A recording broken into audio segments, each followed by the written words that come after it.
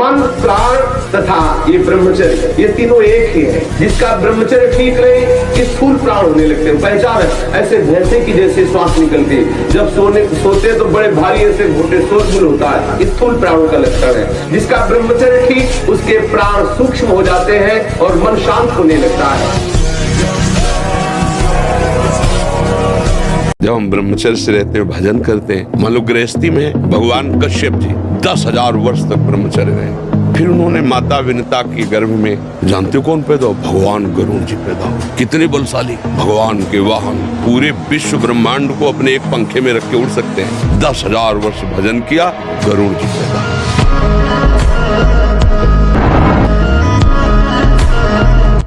ब्रह्मचर्य अत्यंत आवश्यक, जिसे आप खिलवाड़ समझ रहे हो, ये बहुत बड़ी हानि है। जिन लोगों को ऐसा लगता है कि ब्रह्मचर्य छीण करके हम घी दूध पी करके या स्वर्ण भस्म, मकर ध्वज और क्या क्या, भाई ये सब उसकी पूर्ति नहीं कर सकते, ध्यान रखना।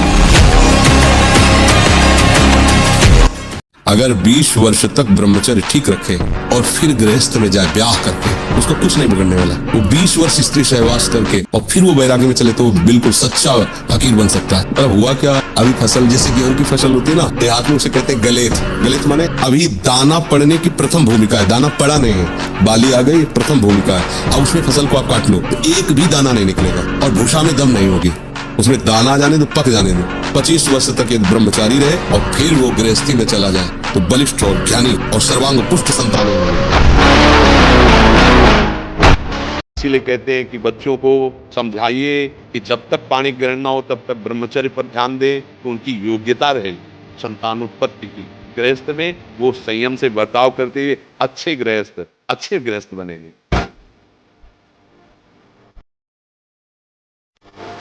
शेरों का मार्ग है, सूरवीरों का, पूरे विश्व को ताल ठोक के परास्त करने वालों का ये मार्ग है। पूरे विश्व को, एक भी हमारा कोई सहयोगी नहीं है। जब हमारे मन ही, बुद्धि, चित्त यही हमारे सहयोगी, नहीं तो बाहर कौन सहयोगी होगा। साधक केवल अकेला, एक तरफ विश्व, एक तरफ संपूर्ण सृष्टि को परास्त करके सब जयति जयति जग उच्चरे। इसीलिए कहते हैं कि बच्चों को समझाइए कि जब तक पाणी ग्रहण न हो तब तक ब्रह्मचर्य पर ध्यान दें, तो उनकी योग्यता रहे संतान उत्पत्ति की।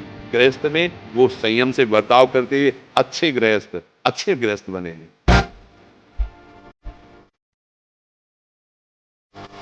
रात दिन मेहनत करो फिर भी थकान नहीं। कुछ समय तक व्यवहार करके देखिए ब्रह्मचर्य का, फिर आपको खुद पता चलेगा कि कितना आनंद प्रदान करता है ब्रह्मचर्य। अब ये खान पान ठीक नहीं, आचरण ठीक नहीं, पवित्र नहीं हो, एक किसान भी खेती को सुरक्षित और तैयार करता है तो उसमें अच्छी फसल होती है। तुमने ब्रह्मचर्य को जाना ही नहीं कि बहुत हानि हो जाएगी। संयम से चलोगे तो आगे। संयम एक बहुत बड़ा पावर है।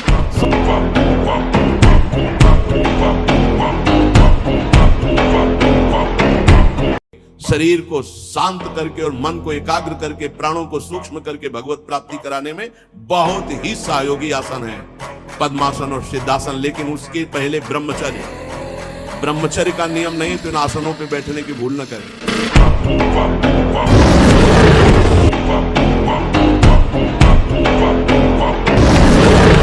और जब स्नान करें तब ठंडा जल नाभि के ऊपर यहाँ से 2-4 लीटर ऐसे धीरे धीरे ठंडा जल डालें ऐसा। और जब लघुशंका जाएं तो आधा लीटर ठंडा जल से गुप्तेंद्रिय कोष को तो धीरे धीरे वीर पुष्ट होने लगे तो है घर्षण कभी न करें। अगर हस्तमैथुन का घर्षण करेगा भूल से भी तो फिर ठीक होने वाला नहीं। और ये इतना बुरा है कि अगर शुरू हो गया तो उठने लायक भी नहीं रखता। अमेरिका में रह रहा है और 28 और 32-35 के बीच के दोनों हैं। वो कसम खा के वृंदावन में गए कि आजीवन दोनों ब्रह्मचर्य रहेंगे। और उनका बच्चा होश में वृंदावन, बोले महाराज वचन देते हैं जीवन में कभी गलती नहीं हो। अब बोलो सुंदरी पत्नी है, सुंदर शरीर है, खूब रुपए कमा रहे, ब्रह्मचर्य प्रणाम है। साधक होकर के भी गंदे आचरणों की वृत्ति बनी रहती, वो गृहस्थी होकर के भी संत की तरह रह रहे, प्रणाम है इससे सदगृहस्थ। सच्ची मानिए सारे संबंध झूठे हैं। तुम किसी के काम लायक हो इसलिए तुम्हें कोई प्यार कर रहा है, और अगर काम लायक ना हो तो यहाँ आप देख लो कोई प्यार नहीं कर रहा। अगर कदम रख दिया है वैराग्य के मार्ग में तो चाहे धज्जियां उड़ जाए, आग लगा दी जाए पूरे शरीर में, मैं जलना पसंद करूंगा, परमार्थ भ्रष्ट होना नहीं। ये स्वीकार करो, हृदय से स्वीकार करो। तुम्हारी स्वीकृति में दम है। तुम अगर स्वीकृति अगर हृदय में बैठा लो कि स्वयं भगवान आवे और मुझे विशेष सेवन की आज्ञा करें, तो मैं उनकी इस आज्ञा का पालन नहीं करूंगा, आप विजय को प्राप्त होंगे, आप कोई परास्त नहीं कर पाएगा। सोचो अभी 12 वर्ष का बच्चा है, अब उसने गंदे आचरण शुरू कर दिए, वीर्य नाश करना शुरू कर दिया। अब वो जब 22 वर्ष का होगा उसकी हालत खराब हो जाएगी। अच्छा 25 वर्ष तक ब्रह्मचर्य रहा, फिर वो गृहस्थी में गया तो कुछ उसका गृहस्थी नहीं बिगाड़ पाएगी, क्योंकि परिपक्व हो गया ना, उसका जो सप्तम धातु परिपक्व हो चुकी, तो उत्तम संतान होगी और वो धैर्यवान होगा। उसका माइंड जो है काम करेगा कि हमें संयम से रहना है। अपने लोगों ने बहुत बड़ी गलती कर दी, इसलिए सावधान। वीर ही अमृत है, वीर त्याग ही मृत्यु है, इतना समझ। ऐसे ऐसे साधक है कि 10-10 वर्ष हो गए स्वप्न दोष नहीं हुआ, 10-10 वर्ष हो गए स्वप्न दोष ही नहीं हुआ। ऐसे भी उपासक है हमारे पास है, अपने पास है, 10 वर्ष हो गए स्वप्न दोष ही नहीं हुआ। तो क्या है, उन्होंने संयम किया, वीर जो है स्थगित हो गया, परिपक्व हो गया, धीरे धीरे ऊर्ध्वगामी होने लगता है। जहां लग रहा है कि यहाँ गिर सकते हैं वहां संयोग ही न बैठने दें, दूरी बना के रखे, पक्का समझो। कभी ऐसा संयोग बन रहा हो, भाग पड़ो कमजोर बन के, बलवान बन के, वहां बैठना नहीं। बैठ गए तो गए, देर नहीं लगती है, बहुत बलवान है। और अगर कमजोर बन के भाग गए तो बच गए। इसमें भागना ही है, उससे लड़ नहीं सकता कोई।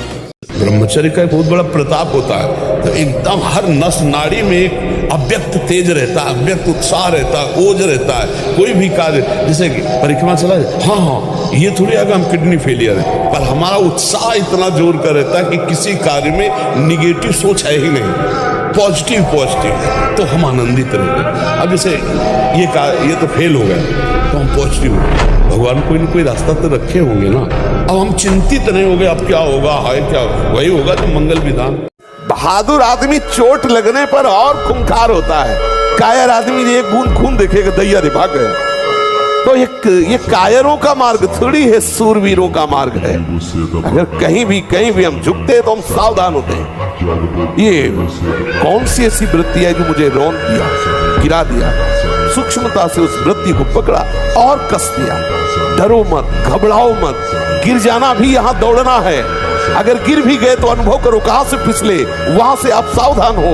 ये ऐसा खेल नहीं है कि आप निराश हो जाएं, आप परास्त हो जाएं। अब ये बच्चे की अवस्था है, इस समय तो बिजली जैसा पावर शरीर है। 18-20 की अवस्था मतलब समझते हो, तो उद्दंडता की मूर्ति, मतलब हर समय एक शरीर में दिव्य तेज, दिव्य कांति, दिव्य उत्साह।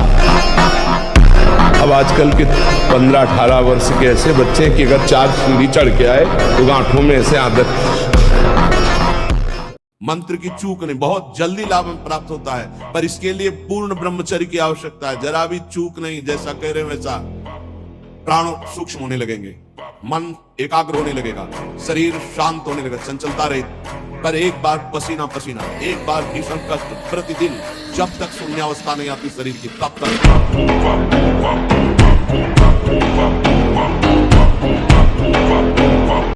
अब आप लाख कोशिश करेंगे तो आपको बार बार मन प्रेरित करके परास्त करने की कोशिश करेगा, आपको ऐसी स्थिति पैदा करेगा कि आप फिर उसी क्रिया पे आ जाएं। पर एक बार हिम्मत करके आपको जलना होगा, तभी आप बलवान हो सकते हैं। बिल्कुल ठीक समझना।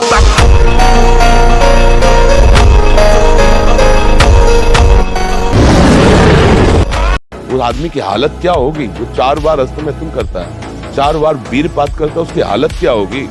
अभी तो जवानी इसलिए है, आगे चल करके आंखों से दिखना बंद हो जाएगा, कमर में मतलब दर्द हो जाएगा, गांठों में दर्द हो जाएगा। बात मान लो हमारी।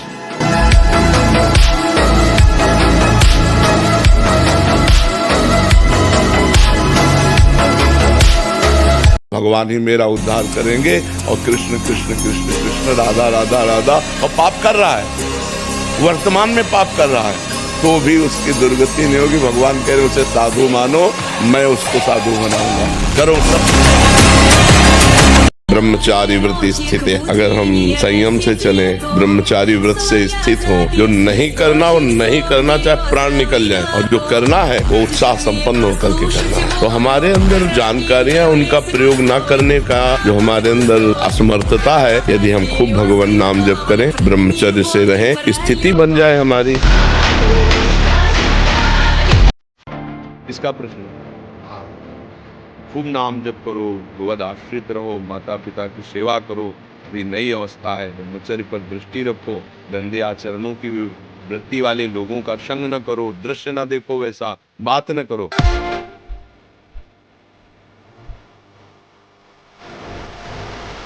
विचलित होना हमारे जीवन में नहीं होना चाहिए। 1000 बार नाली में गिरेंगे फिर भी हम छाती ठोक के आगे बढ़ेंगे। ये मार्ग ऐसे थोड़ी है, गिर गए, हल्ला मचाने वाला मार्ग नहीं। अब मैं सूक्ष्मता से देखता हूँ कहां से गिरा, क्यों गिरा, कौन सी ऐसी चूक हुई जो मुझे गिरा दिया। मुझे लगता है कि ऐसा मेरा चिंतन छूटा, नहीं छूटने देंगे, नहीं खाएंगे ऐसी वस्तु नहीं देखेंगे, फिर आगे बढ़ते हैं। अगर फिर फिसलते हैं, फिर हम सावधान हो, अंतिम समय तक हम यही लड़ाई लड़ेंगे।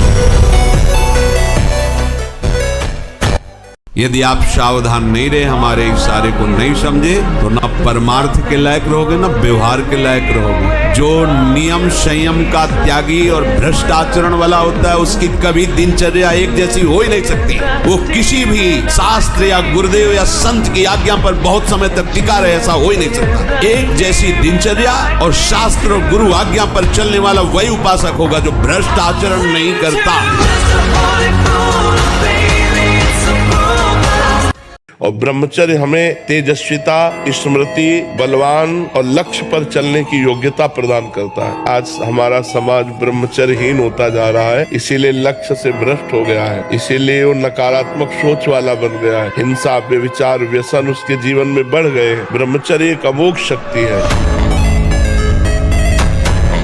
ये घी, रबड़ी, रसगुल्ला, दूध और ये बादाम, पिस्ता गृहस्थों के लिए बने, भगवत मार्ग के पथिकों के लिए नहीं। उनके लिए नाम रूपी बल और ब्रह्मचर्य का महान ताकत, एक अद्भुत बल, एक अद्भुत उत्साह, एक अद्भुत तेज बना रहता। बादाम में थोड़ी है, हलवा में थोड़ी है।